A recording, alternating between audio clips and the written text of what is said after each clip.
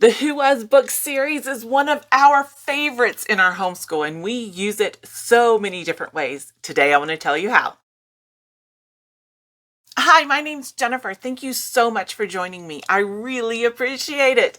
I'm having so much fun getting to know you on YouTube, so thank you very much for taking your time to join me. And I really enjoy the comments, so please make sure that you do comment or ask questions, because just getting to know you and building this community is one of the reasons, well, actually it's one of the main reasons that I have this channel. So thank you so much. I do have a fifth grader, and we are really just enjoying this ride. We use the Who Was books almost every single day. I don't know. I won't say every day because that's way too definite. But I will say that we use them a lot. So let me, first of all, I'm going to kind of tell you why we like them, and then I want to get into how we use them. So those are my two goals for this video. Why we like them. First of all, they are short.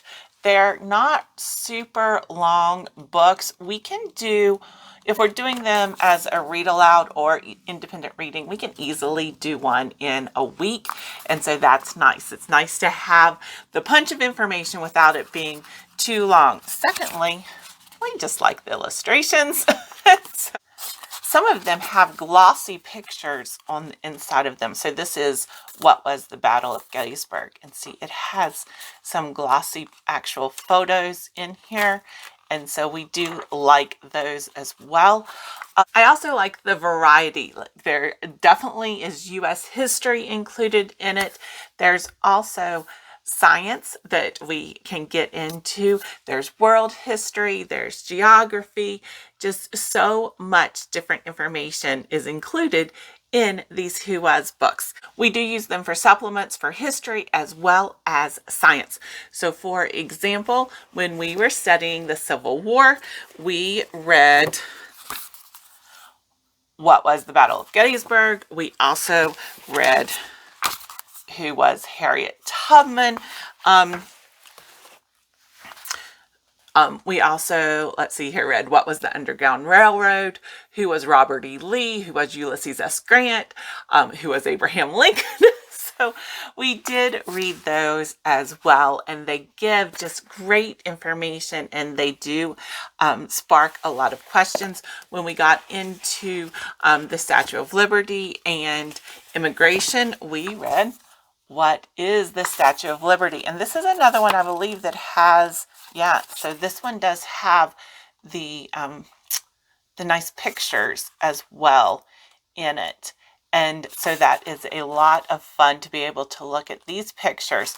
And so whenever there is a concept or an event or a person that my daughter is either more interested in or than what's included in the textbook, or I think she needs more information about, or I want to beef up the subject, the Who Was books are really one of my first go-to resources.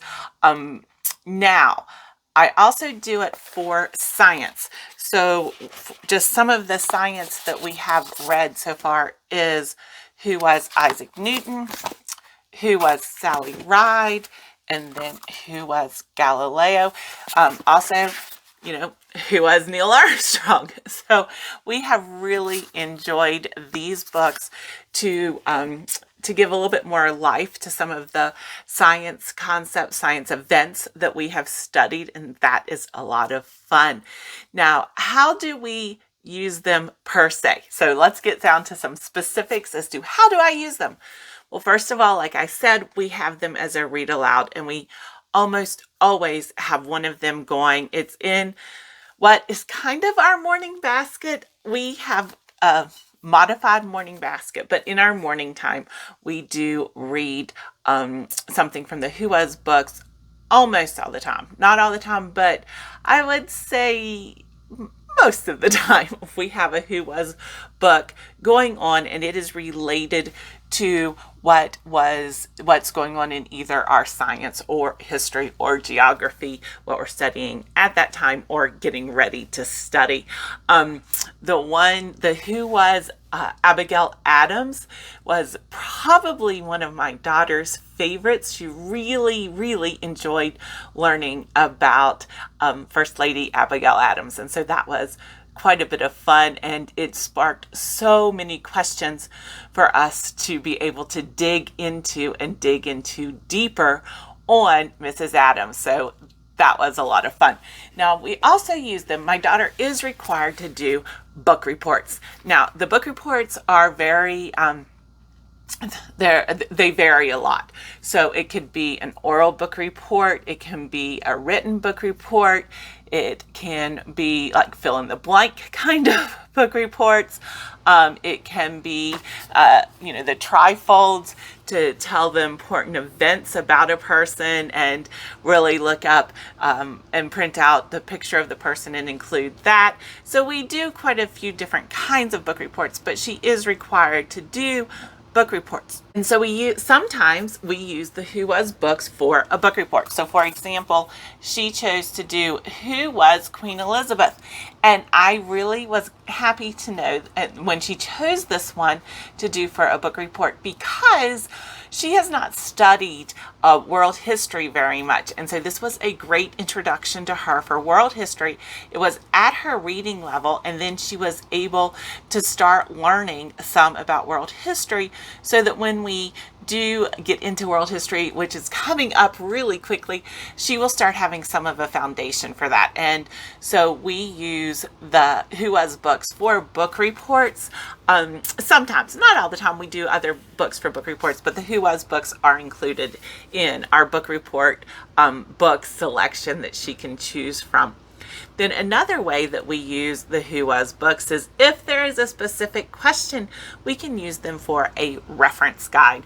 And so sometimes we just have a really quick specific question, and okay, let's just go see if we have a Who Was book and see if we can find the answer pretty quickly. And that is another way. And I do like, I think you can see them up here. I do like to have them out so that she has free reign to be able to go get them whenever she's interested in looking up something. And so I always try to keep them very available in building the library in order for her to be able to access them whenever she wants to. Speaking of building the library, I also like that on Book Outlet, we can find them for between $2 and $3 for most of the Who Was books. And so that helps a lot in building the library. Now, the last way that we use the Who Was books is to spark conversations, because these Who Was books are not written from a Christian perspective. They are written from a worldly perspective, and so therefore it is different than the curriculum that we have chosen for both history and science. For both of those, we are using a Christian worldview with regards to these subjects. Well, the Who Was books are not written from a Christian worldview, which means that we are introducing some topics in a way that is able to have immediate conversation about them. So whenever we're reading the Who Was books, if there is a topic that normally I wouldn't bring up, normally I would not have as part of our curriculum, but they are topics that we need to address and that we need to be able to have a conversation about. Who Was books have really enabled us to jump off on those topics.